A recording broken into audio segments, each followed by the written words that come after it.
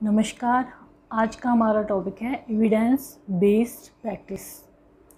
ये topic nursing research और advance nursing practice दोनों में ही आता है और ये बहुत ही इम्पॉर्टेंट एक टॉपिक है जो कि अधिकतर एग्जामिनेशंस में पूछा ही जाता है। तो आज इसके बारे में पढ़ेंगे हम। Evidence based practice is an approach that enables clinicians to provide the highest quality of care in meeting the multifaceted needs of their patients and families। तो एविडेंस बेस्ड प्रैक्टिस क्या है? एक अप्रोच है जो क्लिनिशियंस होते हैं उनको enable करती है किस चीज़ के लिए? To provide the highest quality of care, highest quality of care देने के लिए in meeting the multifaceted needs of their patients and families. जो पेशेंट और उनकी जो फैमिलीज़ होती हैं उनकी अलग अलग तरह की नीड होती हैं, उनको प्रोवाइड करने के लिए ये हाईएस्ट क्वालिटी ऑफ केयर उनको देने के लिए ये एविडेंस बेस्ड प्रैक्टिस एक अप्रोच की तरह काम करती है। तो इसमें जो सबसे इम्पॉर्टेंट चीज़ है वो होती है एविडेंस। एविडेंस मतलब किसी भी चीज़ की गवाह। कोई भी चीज़ हम केवल सुनी सुनाई बातों पे विश्वास नहीं करें, जो हम उसको देख रहे हैं कोई लॉजिक हो। तो एक तरह से एविडेंस बेस्ड जो प्रैक्टिसेस होती हैं वो एक तरह से रिसर्च बेस्ड प्रैक्टिसेस हैं जिनमें पहले रिसर्च हो चुकी है और उनके फ़ायदे और नुकसान पहले हम जान चुके हैं। तो उसी पे बेस्ड प्रैक्टिसेस को फॉलो करना एविडेंस बेस्ड प्रैक्टिस कहलाता है। अब यदि इसकी डेफिनेशन की बात की जाए तो EBP is defined as the use of current best evidence. जो करंट में बेस्ट एविडेंस है by clinician when making patient care decision. Patient care से रिलेटेड कोई भी डिसीजन लेना है तो जो करंट बेस्ड प्रैक्टिस है उसका यूज़ करेंगे। It एंटेल्स finding the best evidence, critically evaluating it. सबसे पहला इसका काम होता है बेस्ट एविडेंस को फाइंड करना, पता लगाना कि बेस्ट एविडेंस क्या है। उसके बाद क्रिटिकली इसको इवेल्यूएट करते हैं कि कितनी ये सही है। Integrating it with clinical expertise, और जो क्लिनिकल एक्सपर्टाइज हैं, जो एक्सपर्ट हैं क्लिनिकली लोग, उनसे इसको इंटीग्रेट करते हैं। एंड पेशेंट प्रेफरेंसेस, पेशेंट के प्रेफरेंसेस क्या हैं, and applying results to the clinical practice, और फिर उस रिजल्ट को क्लिनिकल प्रैक्टिस में अप्लाई करते हैं। तो ये हो गई एविडेंस बेस्ड प्रैक्टिस की डेफिनेशन की। EBP is defined as the use of current best practice evidence by clinician when making patient care decisions. It entails finding the best evidence, critically evaluating it, integrating it with clinical expertise and patient preferences, and applying results to the clinic practice. जो evidence based practice होती है वो एक तरह से क्या है? Problem solving approach है। कोई भी प्रॉब्लम है उसका सॉल्यूशन कैसे हम करेंगे उससे रिलेटेड अप्रोच है ये। तो प्रॉब्लम सॉल्विंग ये अप्रोच क्या होती है? रिसर्च होती है। To clinical practice that integrates. EBP clinical practice में एक प्रॉब्लम सॉल्विंग अप्रोच है जिसमें क्या क्या चीज़ें शामिल होती हैं, किन किन चीज़ों को शामिल करती है वो? तो पहला शामिल करती है बेस्ट अवेलेबल क्लिनिकल एविडेंस। जो सबसे बेस्ट अवेलेबल एविडेंस है क्लिनिकली उसको शामिल करती है। सेकंड में किसको शामिल करती है? Individual clinical expertise. जो उस फील्ड में क्लिनिकली एक्सपर्ट हैं लोग, इंडिविजुअल, उनको शामिल करती है। और थर्ड वन है patient preferences and values. Patient की प्रेफरेंसेस क्या हैं, उसकी वैल्यूज़ क्या हैं, उसको शामिल करती है। तो एविडेंस बेस्ड प्रैक्टिस में ये तीन चीज़ बहुत ही इम्पोर्टेंट हैं, 3 point. Best available clinical evidence, individual clinical expertise and patient preferences and values. इन तीनों को इसमें शामिल किया जाता है EBP में।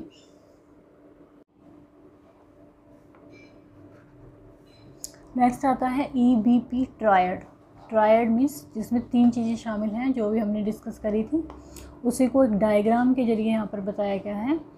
तो एविडेंस बेस्ड प्रैक्टिस में individual clinical expertise, best external evidence और पेशेंट वैल्यूज़ एंड एक्सपेक्टेशन या पेशेंट प्रेफरेंस जो होते हैं।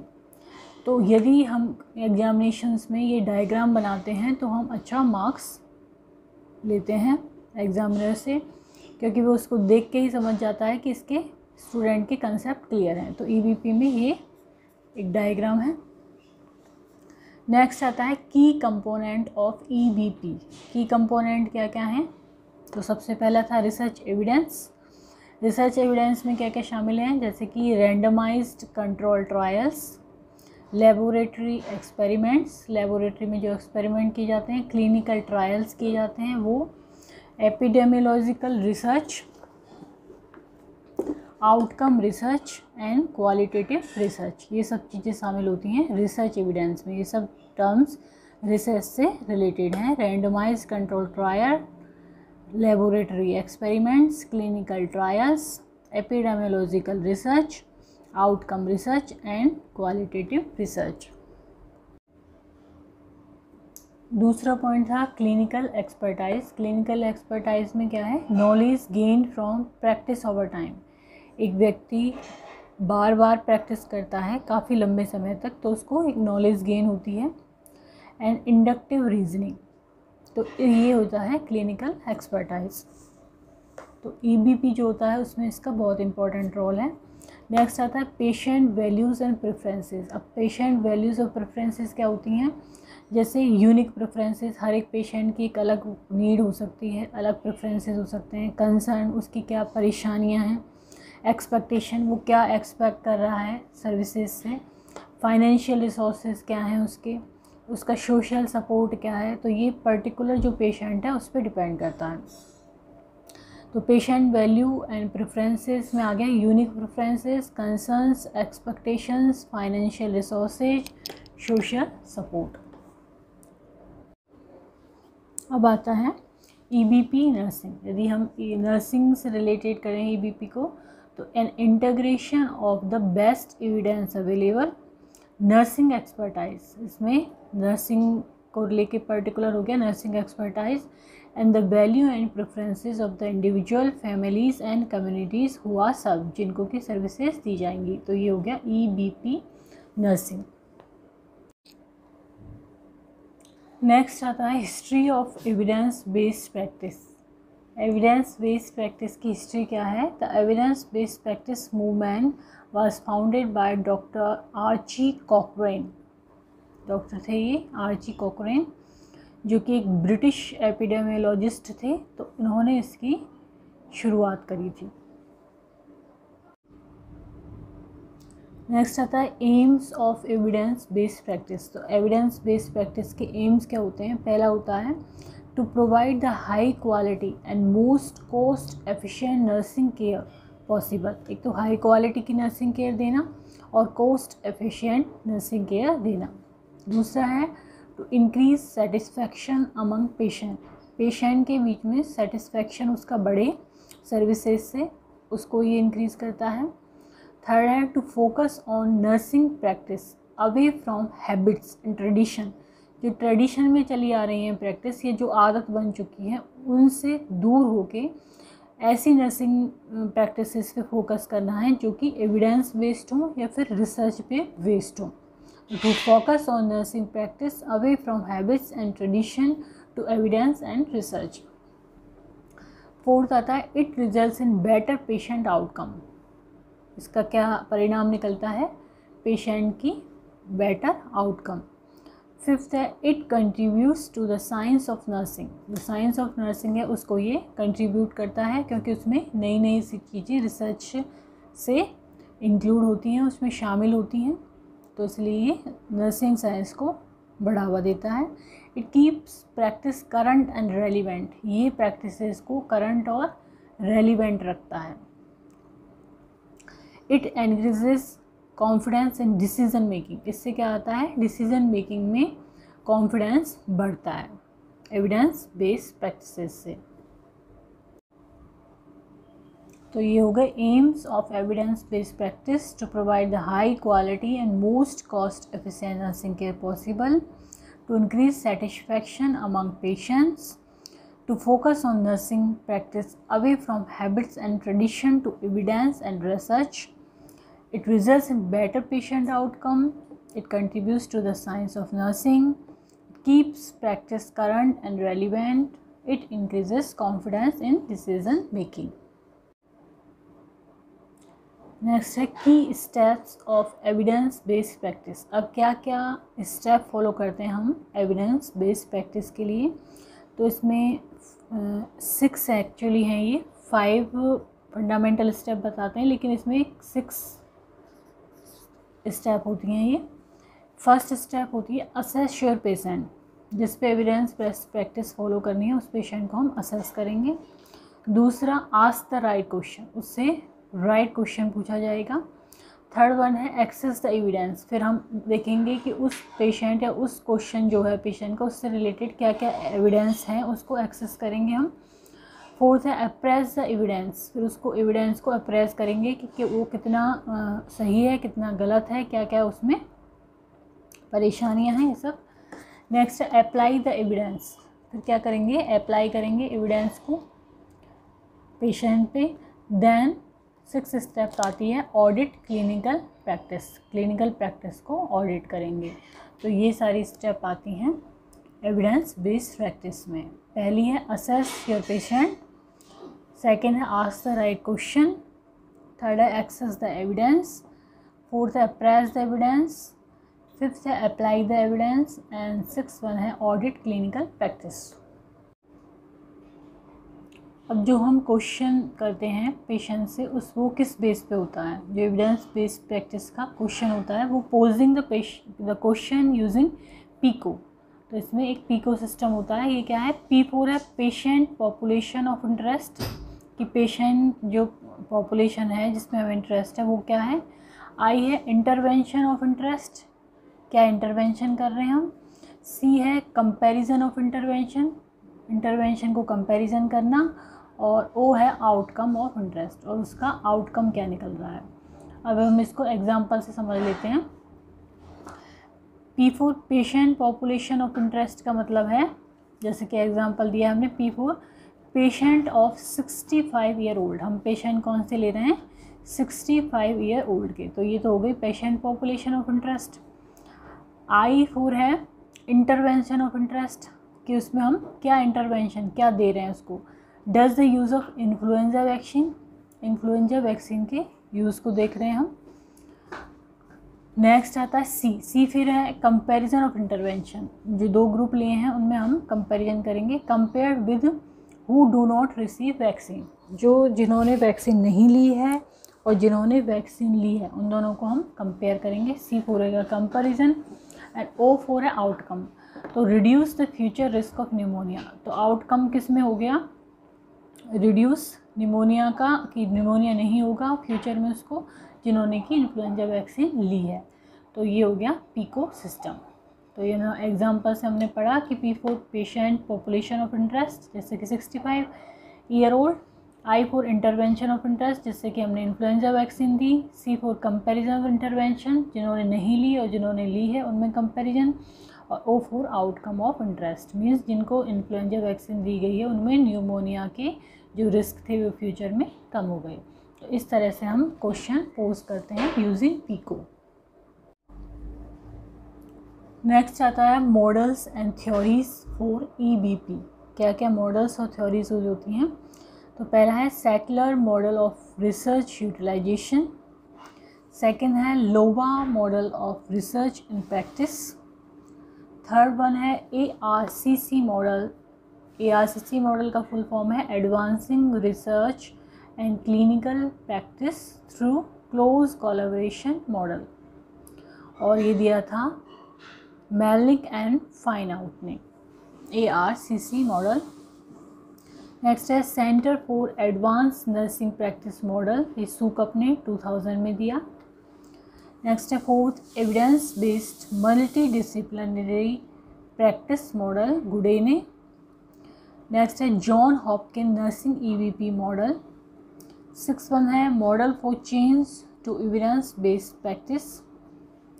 7th है Ottawa model of research use and 8th है परिहस मॉडल। तो ये सब हैं एविडेंस बेस्ड प्रैक्टिस के मॉडल्स। और वापस से रिवाइज कर लेते हैं। Stetler model of research utilization, Iowa model of research in practice, ARCC model, centre for advance nursing practice model, evidence based multidisciplinary practice model, John Hopkins nursing EVP model, model for change to evidence based practice, and Ottawa model of research use and PARIHS model. दो model जो इसमें important हैं वो हैं the settler model और लोवा model. तो पहले हम सेटलर मॉडल के बारे में पढ़ लेते हैं। वह design with the assumption that research utilisation could be undertaken not only by organisation but by individual clinicians and managers. कि जो रिसर्च यूटिलाइजेशन है वो केवल ऑर्गेनाइजेशन भी उसमें पार्टिसिपेट नहीं करें, बल्कि जो इंडिविजुअल क्लिनिशियंस हैं और मैनेजर्स हैं वो भी उसमें पार्टिसिपेट कर सकते हैं। नेक्स्ट है the current model presented graphically involve 5 sequential phase. इसमें 5 सिक्वेंशियल फेज हैं। पहला है प्रिपरेशन, दूसरा है प्रिपेयर करना, पहला वैलिडेशन। वैलिडेशन में जो क्वेश्चन पूछेंगे उसको वैलिडेट करना, comparative evaluation and decision making, third step है इसका। फोर्थ है ट्रांसलेशन एप्लीकेशन, और फिफ्थ है इवैल्यूएशन करना। तो ये स्टेप्स लगभग उन्हीं से मिलती जुलती हैं जो हमने पहले पढ़ी हैं, लेकिन ये एक अलग फॉर्म में है। पहला preparation, validation, comparative evaluation and decision making, translation application and evaluation. Next है Iowa model, successfully implemented since 1994 internationally. 1994 से ये चल रहा है इंटरनेशनली पे। Utilizes a multi disciplinary team approach. इसमें मल्टी डिसिप्लिन टीम अप्रोच का यूटिलाइजेशन किया जाता है। Process of using research in nursing practice. तो नर्सिंग प्रैक्टिस में हम जब रिसर्च यूज़ करते हैं तो उसकी क्या क्या प्रोसेसेस हैं। तो फर्स्ट है EVP in individualize nursing practice. Individually nursing practice में EVP का use, and EVP in organizational context, तो पूरे ऑर्गेनाइजेशन के कॉन्टेक्स्ट में EVP का यूज़। तो ये दो तरह के यूज़ किए जाते हैं। नेक्स्ट है benefits of evidence based practice in nursing. Evidence based practice के नर्सिंग में क्या क्या लाभ हैं। तो पहला है इंफॉर्मेशन एक्सप्लोजन। इंफॉर्मेशन मिलती है हमें इससे, बहुत एफिशिएंसी बढ़ती है, बेटर पेशेंट आउटकम आती है, keep nursing practice current. Nursing practice को करंट रखता है, जो अभी के हाल के परिस्थिति हैं उनमें डिसीजन मेकिंग में मदद मिलती है, कॉस्ट इफ़ेक्टिव होती है, वेरिएशन इन प्रैक्टिस में वेरिएशन आता है इससे, क्वालिटी ऑफ इंटरवेंशन, इम्प्लीमेंटेशन की जो क्वालिटी है वो इम्प्रूव होती है, contributes to science of nursing, और ये साइंस ऑफ नर्सिंग में कंट्रीब्यूट करता है। तो ये हो गए benefits of EVP। Information explosion, efficiency, better patient outcome, keep nursing practice current, decision making, cost effective, variation in practice, quality of intervention and contributes to science of nursing. Next आता है EVP resources. Resources क्या क्या होते हैं EVP के लिए, evidence based practice के लिए। तो पहला है प्री अप्रेस्ड रिसोर्सेज, जो पहले से ही जिनका अप्रेजल कर चुके हैं हम, वो रिसोर्सेज। सेकंड है ACP जनरल क्लब। थर्ड है क्लिनिकल जो एविडेंस हैं वो। फोर्थ है एपिन क्लिनिकल इंक्वायरीज। फिफ्थ है डाटाबेस। डाटाबेस के लिए क्या क्या यूज़ कर सकते हैं, PubMed, Cochrane library, dare. And six है ट्रिप्स। ट्रिप्स में मेटा रिसर्च इंजन है ये ट्रिप्स। एंड 7 पे है इलेक्ट्रॉनिक्स, जैसे कि टेक्स्ट बुक्स हैं, लाइब्रेरीज़ हैं और एक्सेस मेडिसिन्स हैं। तो ये मेनली EVP रिसोर्सेज हम यूज करते हैं एविडेंस बेस्ड प्रैक्टिस के लिए। तो एक बार रिवाइज कर लेते हैं। Pre appraised resources, ACP journal club, clinical evidence, एपिन क्लिनिकल इंक्वायरीज, डाटाबेस। डाटाबेस में PubMed, Cochrane library, dare and trips and electronics, text books and libraries. अब आता है nurses role in evidence based practice में। Nurses role क्या क्या है। तो पहला है leadership role. As a leader काम करते हैं nursing officer, as a scientist, as a transfer of knowledge को ट्रांसफ़र करने के रूप में, मैनेज रिसोर्सेज को मैनेज करने, एनकरेज स्टाफ पार्टिसिपेशन को बढ़ावा देते हैं, encourage research, participate in EVP project, collaborate with the health care team to provide quality care. Collaborate करते हैं हेल्थ केयर टीम से जिससे कि क्वालिटी केयर प्रोवाइड कर सकें। तो ये होते हैं nurses role in evidence based practice. Leadership role, as a scientist, as a transfer of knowledge, manage resources, encourage staff participation, encourage research, participate in EVP project, collaborate with health care team to provide quality care. Next आता है barriers to using research in nursing. जो nursing में research हो रही हैं, ये research use कर रहे हैं, उसमें क्या क्या बाधा आ रही हैं। तो पहला है रिसर्च रिलेटेड बैरियर्स हो सकते हैं। रिसर्च रिलेटेड बैरियर का मतलब है कि इसमें रिसर्च जो है वो रेप्लिकेट तो नहीं हो रही है, कम्युनिकेट प्रॉपरली हो पा रही है नहीं हो पा रही है। नेक्स्ट है nurse related barrier. Nurse related barrier में है कि रेजिस्टेंट टू चेंज, कि वो चेंज के प्रति रेजिस्टेंट तो नहीं है। ऑर्गेनाइजेशनल बैरियर में है कि फेल टू मोटिवेट और रिवॉर्ड नर्सेस, मोटिवेट नहीं कर पा रहे हैं, रिवॉर्ड नहीं दे पा रहे हैं नर्सेस को, इसकी वजह से जो रिसर्च है वो प्रभावित हो रही है। और इसके अलावा जो ऐसा क्लाइमेट प्रोवाइड कर पा रहे हैं नहीं कर पा रहे हैं जिससे रिसर्च में बेनिफिट मिले, या इमोशनल और मॉरल सपोर्ट दे पा रहे हैं नहीं दे पा रहे हैं। ऑफ़र फाइनेंशियल और रिसर्च सपोर्ट फॉर यूटिलाइजेशन, ये सब चीज़ें इसमें शामिल होती हैं। तो barriers to using research in nursing में मेनली 3 हैं: research related barrier, nurse related barrier and organisational barriers.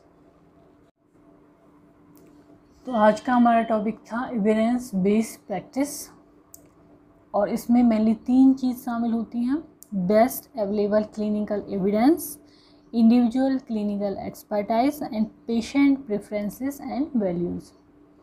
और ये एक तरह से रिसर्च ही है, और एविडेंस बेस्ड प्रैक्टिस जो होती हैं वो रिसर्च बेस्ड प्रैक्टिसेस होती हैं, उनके पीछे साइंस होती है, उनके पीछे लॉजिक होती है। तो यदि ये वीडियो आपको पसंद आता है तो उसको लाइक करें, चैनल को सब्सक्राइब करें, कमेंट करें एंड शेयर करें। Thank you.